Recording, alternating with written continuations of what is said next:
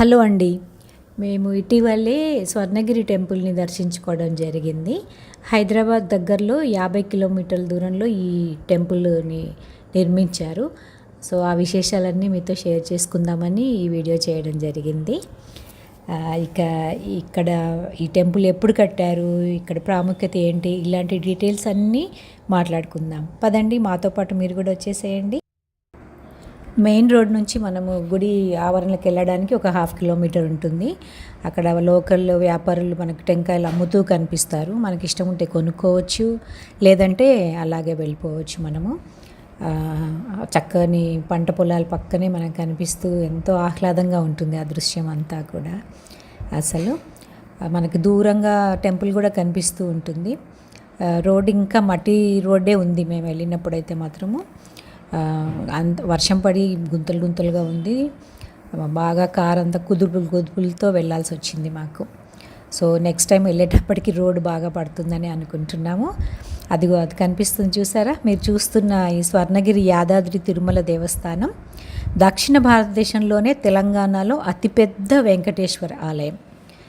మనము తిరుమలకి నెక్స్ట్ లెవెల్లో ఉందన్నమాట. ఇంకా మనము చాలా మటుకు అక్కడికి వెళ్తే మనం తిరుమల వెంకటేశ్వరుని దర్శనం చేసుకున్నట్టే, వెంకటేశ్వర స్వామిని దర్శనం చేసుకున్నట్టే మనకు అనిపిస్తూ ఉంటుంది.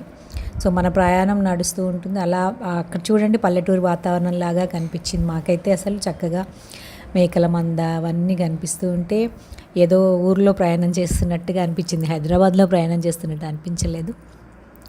చూస్తున్నారు కదా ఆ టెంపుల్ ఎంత అందంగా కనిపిస్తుందో మనకి అక్కడ. అయితే ఈ ఆలయాన్ని ఇటీవలే త్రిదండి చిన్నజీయర్ స్వామి వారు ప్రాణప్రతిష్ఠ చేసి ప్రారంభించడం జరిగింది. మనము వెళ్తూ ఉంటే కనిపిస్తూ ఉంటుంది. అక్కడ ఆటోలు కూడా ఉంటాయి అన్నమాట.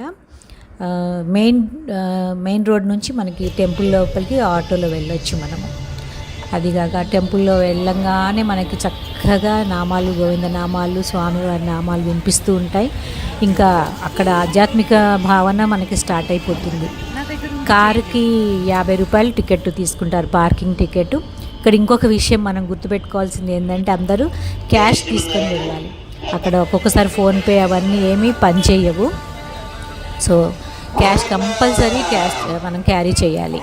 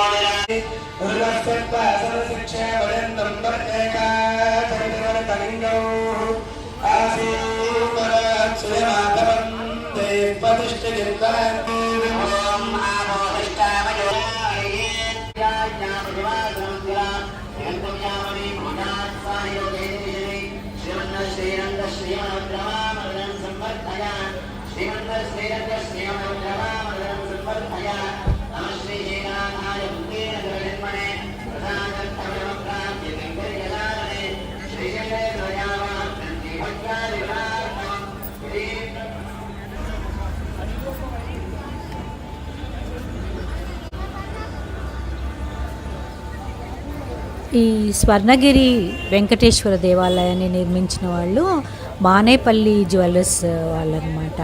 మనకి వాళ్ళంతా ప్రముఖ వ్యాపారవేత్తలు. వాళ్ళ మాటల్లోనే విందాం పదండి. ఈ ఆలయ నిర్మాణం వాళ్ళకి ఎంత సంతోషాన్ని కలిగించిందో మానేపల్లి రామారావు గారు మనకి వివరిస్తారు. ఒకసారి విందాము. మార్చి 6వ తారీఖు నాడు సోమవారి ప్రాణప్రతిష్ఠ జరిగిందండి. స్వర్ణగిరి టెంపుల్ యాదాద్రి తిరుమల దేవస్థానం యాదాద్రి జిల్లాలో వస్తుంది. సో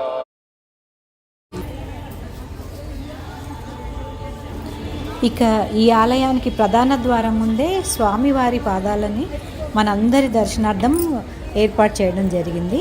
ఈ పాదాల దర్శనం తర్వాతే మనము స్వామివారి దర్శనాని కోసమని 108 మెట్లు ఎక్కవలసి ఉంటుంది. మెట్లు ఎక్కడమే కానీ అది మనకి ఏమీ పెద్ద శ్రమతో కూడుకున్నట్టుగా ఏమి అనిపించదు. చక్కగా మనము తేలిగ్గానే ఎక్కడానికి వీలుగానే ఉన్నాయి మెట్లు.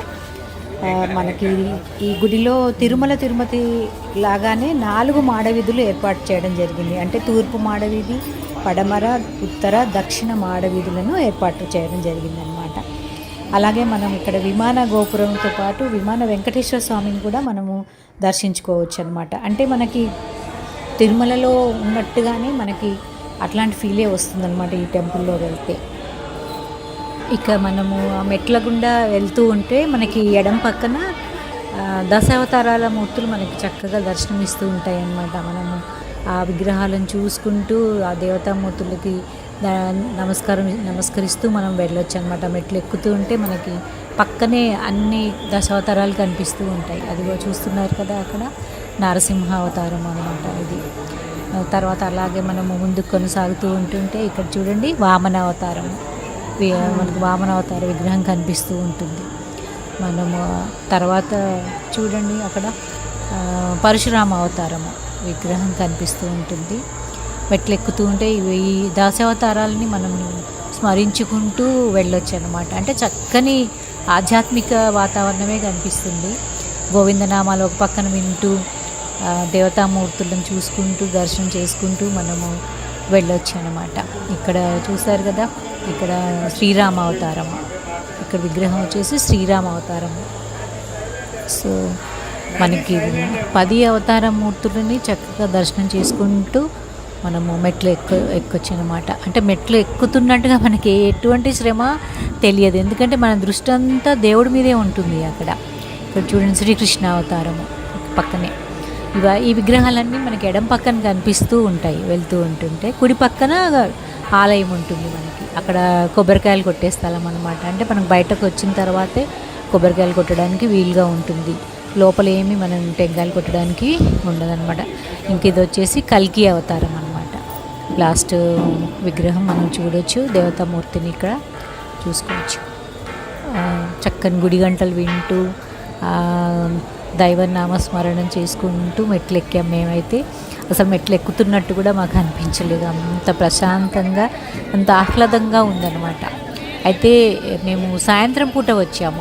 అసలు సాయంత్రం పూట రావడంలో కూడా ఒక విశేషం ఉంటుంది.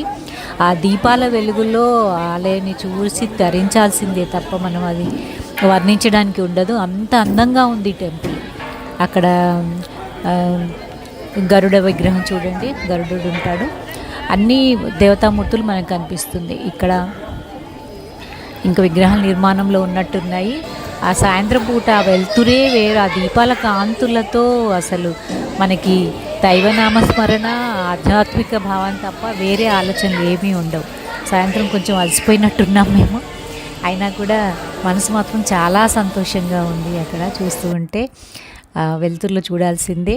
అయితే మనకి ఫోన్లు దర్శనానికి వెళ్ళే ముందు ఫోన్లన్నీ డిపాజిట్ చేసి వెళ్ళిపోవాలి మనము. ఫోన్లు తీసుకెళ్ళడానికి మనకి పర్మిషన్ ఉండదన్నమాట లోపలికి. అంటే వీడియోగ్రఫీ అస్సలు తీసుకోవడానికి వీలు కాదనమాట. సో మనకు అక్కడ అవసరం ఏదైనా ఫోన్పే చేద్దాము, ఏదైనా కొనుక్కుందామంటే మాత్రం వీలు కాదు. సో ఫోన్లో లోపల పెట్టేసి వెళ్ళిపోతాం. కాబట్టి మనం క్యాష్ క్యారీ చేయడమే మంచిదన్నమాట. క్యాష్ తీసుకొని వెళ్తేనే బాగుంటుంది. ఆ ఫోన్లు పెట్టే ముందే మనకు కావాల్సిన ఫొటోస్ తీసుకోవచ్చు. అక్కడ గుడి ఆవరణలో ఫొటోస్ తీసుకొని ఫోన్లో డిపాజిట్ చేసి మనము దర్శనము కానీ వెళ్ళొచ్చు అనమాట.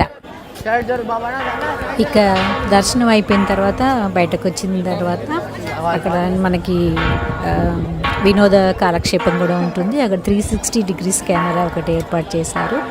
అంటే 20 రూపాయలు ఇస్తే మనకి ఒక రౌండ్ 360 డిగ్రీస్ కెమెరాలో మనకి షూట్ చేసి ఇస్తారనమాట. మన ఫోన్ తీసుకొని అందులో పెట్టి మనకి షూట్ చేసి ఇస్తారు. సో మేము సరదాగా అది కూడా తీసుకున్నాం. అక్కడ తీసుకొని గుడి అంతా చక్కగా, అసలు గుడిలోంచి బయటకు రావాలనే మనకు అనిపించదు. ఎంతసేపు ఉన్నా కూడా అసలు టైమే మాకు తెలియలేదు. చీకటి అయిపోయినా కూడా అసలు ఆ చీకటి అయినట్టుగా అనిపించలేదు. ఆ వెలుతురులో ఒకలాంటి ప్రశాంతంగా, సంతోషంగా, ఒక ఆనంద నిలయంలో తిరుగుతున్నట్టుగా మనకి అనిపించిందే తప్ప ఇంటికి వెళ్ళాలన్న ధ్యాస కూడా మాకు లేకుండా ఉండింది. సో అలా చక్కగా ఎంజాయ్ చేసాం మేము. ఇంకా ఇప్పుడు దర్శనం అయిపోయిన తర్వాతే మనకి పక్కనే జలాశయం నారాయణమూర్తి ఉంటాడు, నారాయణ స్వామి కోనేరులో ఉంటాడు అన్నమాట. మనం అదైతే చాలా చూసి తీరాల్సిందే. అక్కడ చూస్తున్నారు కదా మీరు, అది గోశాల అన్నమాట. అక్కడ గోవులను పెంచుతారు. దాని పక్కనే మనకి డైనింగ్ హాల్ ఉంటుంది. రోజుకు 1200 మందికి అన్నప్రసాదం మనకి ఇస్తారు. సో మేమైతే ఇంకా ఫోటోలు దిగుతూనే ఉన్నాము. అదే చూస్తున్నారు కదా, కోనేరులో మనకి నారాయణమూర్తిని ప్రతిష్ఠించారు. అక్కడైతే మనం ఎంతసేపు ఉన్నా కూడా, ఎన్ని ఫోటోలు తీసుకున్నా కూడా మనకి తనివి తీరదు. అలా ఫోటోలు తీసుకుంటూనే ఉన్నాము, చుట్టూ తిరుగుతూ, స్వామి చుట్టూ తిరుగుతూ. అంత అసలు లైవ్లీగా ఉంది అక్కడ వాతావరణం అంతా కూడా. సో చూడాలి, మీరందరూ కూడా చూడాలి అనుకుంటే కనుక తప్పకుండా వెళ్ళి దర్శనం చేసుకొని రండి. చాలా బాగుంది టెంపుల్. మనకు తెలంగాణలోనే తిరుమల తిరుపతి తర్వాత ఫస్ట్ దేవాలయం అన్నమాట. ఇంత పెద్ద దేవాలయం మనకి ఎక్కడ లేదు తెలంగాణలో.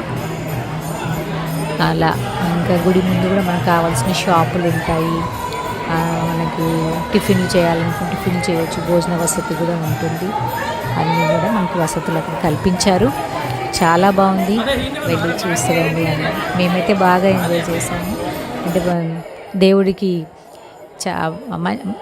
పూజలు చేయగలిగాము, మంచిగా దర్శనం చేసుకొని బయటకు వచ్చాము. ఆ కోనేరులో అయితే ఎంతసేపు మనం కూర్చున్నా, మెట్ల మీద కూర్చొని ఫోటోలు తీస్తున్నాము. మేము వీడియోలే తీసుకున్నాము. కానీ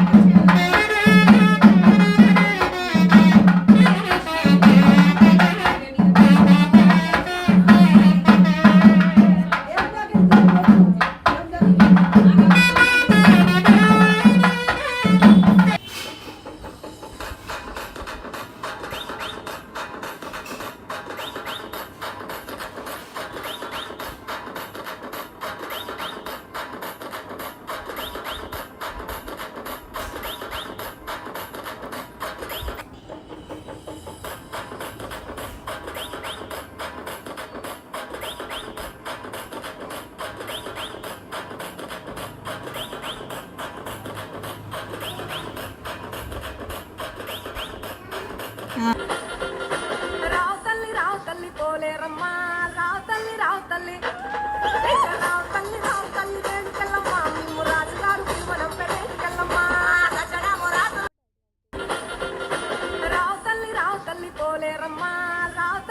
తల్లి